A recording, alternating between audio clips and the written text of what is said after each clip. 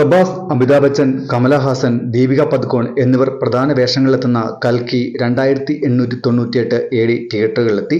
ചിത്രത്തിന് മികച്ച അഭിപ്രായമാണ് തിയേറ്ററുകളിൽ നിന്നും ലഭിച്ചുകൊണ്ടിരിക്കുന്നത്. പ്രഭാസും അമിതാഭ് ബച്ചനും ഗംഭീര പ്രകടനമാണ് കാഴ്ചവെച്ചതെന്നാണ് ആദ്യ പ്രതികരണങ്ങൾ സൂചിപ്പിക്കുന്നത്.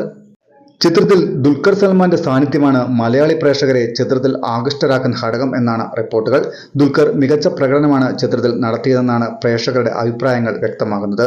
വൈജയന്തി മൂവീസിന്റെ ബാനറിൽ അശ്വിനി ദത്ത് നിർമ്മിക്കുന്ന ഈ ബ്രഹ്മാണ്ഡ ചിത്രം വെഫർ ഫിലിംസാണ് കേരളത്തിൽ വിതരണത്തിനെത്തിക്കുന്നത്. മഹാഭാരത യുദ്ധം നടന്ന് 6000 വർഷങ്ങൾക്ക് ശേഷമുള്ള ഇന്ത്യയാണ് ആത്യന്തികം ഭാവനാത്മകമായി സംവിധായകൻ പ്രേക്ഷകർക്ക് മുമ്പിൽ എത്തിച്ചിരിക്കുന്നത്.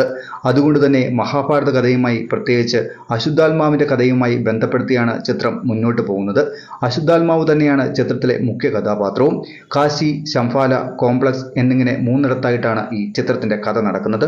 ഇന്ത്യൻ മിഥോളജിയിൽ വേരൂന്നി പുരാണങ്ങളിൽ നിന്ന് പ്രചോദനം ഉൾക്കൊണ്ട് ഭാവിയെ തുറന്നു കാണിക്കുന്ന ഒരു സയൻസ് ഫിക്ഷൻ ചിത്രമാണ് കൽക്കി.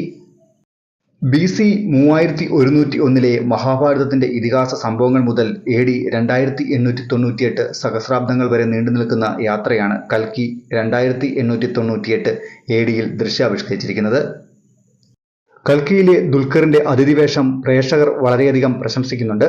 ചിത്രത്തിൽ പ്രഭാസിന്റെ സംരക്ഷകനായിട്ടാണ് താരം അഭിനയിക്കുന്നത്.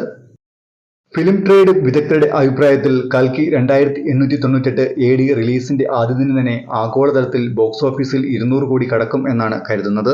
ഹിന്ദു പുരാണങ്ങളുടെയും സയൻസ് ഫിക്ഷന്റെയും കൂടിച്ചേരലായ ഈ ചിത്രം ദുഷ്ടശക്തികളിൽ നിന്ന് ലോകത്തെ സംരക്ഷിക്കാൻ ഭൂമിയിൽ എത്തിയ മഹാവിഷ്ണുവിന്റെ ആധുനിക അവതാരത്തെ ചുറ്റിപ്പറ്റിയുള്ള പ്രമേയമാണ്. താരപ്രകടനങ്ങളിലേക്ക് വന്നാൽ അശുദ്ധാത്മാവായി അമിതാഭ് ബച്ചനെ അഴിഞ്ഞാടാൻ വിട്ടിരിക്കുകയാണ് സംവിധായകൻ. ഒരു വേള ചിത്രത്തിലെ നായകൻ ബിഗ് ബി ആണോ എന്ന് ചോദിച്ചാലും തെറ്റു പറയാനാവില്ല. സംഘടന രംഗങ്ങളിൽ ഉൾപ്പെടെ ഈ പ്രായത്തിലും അദ്ദേഹം എടുത്തിരിക്കുന്ന റിസ്കിനെ എഴുന്നേറ്റ് നിന്ന് കൈയടിച്ചേ മതിയാകൂ. ഭൈരവ എന്ന കഥാപാത്രമായെത്തിയ പ്രഭാസും പ്രേക്ഷകരെ ആവേശം കൊള്ളിക്കുന്നുണ്ട്. ഭൈരവയും ബുച്ചിയും ചേർന്നുള്ള രംഗങ്ങൾ ഒരേ സമയം രസകരവും ഹോളിവുഡ് നിലവാരം പുലർത്തുന്നവയുമാണ്. യാസ്കിൻ ആയെത്തി ഞെട്ടിക്കുന്നുണ്ട് ഉലകനായകൻ കമലഹാസൻ. രൂപത്തിൽ മാറ്റം വരുത്തി സ്ക്രീനിലെത്തി കൈയടി വാങ്ങുന്ന പതിവ് ഇക്കുറിയും കമൽ തെറ്റിച്ചിട്ടില്ല. സുമതി എന്ന നായക വേഷത്തിലെത്തി ദീപിക പദുക്കോൺ പക്വതയാർന്ന പ്രകടനമാണ് കാഴ്ചവെച്ചിരിക്കുന്നത്. ശാശ്വത ചാറ്റർജി, ശോഭന, അന്നാബെൻ, പശുപതി, രാജേന്ദ്ര പ്രസാദ്, ദിഷ പടാണി എന്നിവരുടെ കഥാപാത്രങ്ങളും സിനിമയിൽ വെറുതെ വന്നു പോകുന്നവരല്ല. സ്ക്രീനിന് മുന്നിലും പിന്നിലും ചില സർപ്രൈസുകൾ ഒരുക്കി അത്ഭുതപ്പെടുത്തുന്നുണ്ട് ടീം കൽക്കി. അതിൽ എടുത്തു പറയേണ്ട ഒന്നാണ് സന്തോഷ് നാരായണൻ ഒരുക്കിയ സംഗീതം, പ്രത്യേകിച്ച് പശ്ചാത്തല സംഗീതം.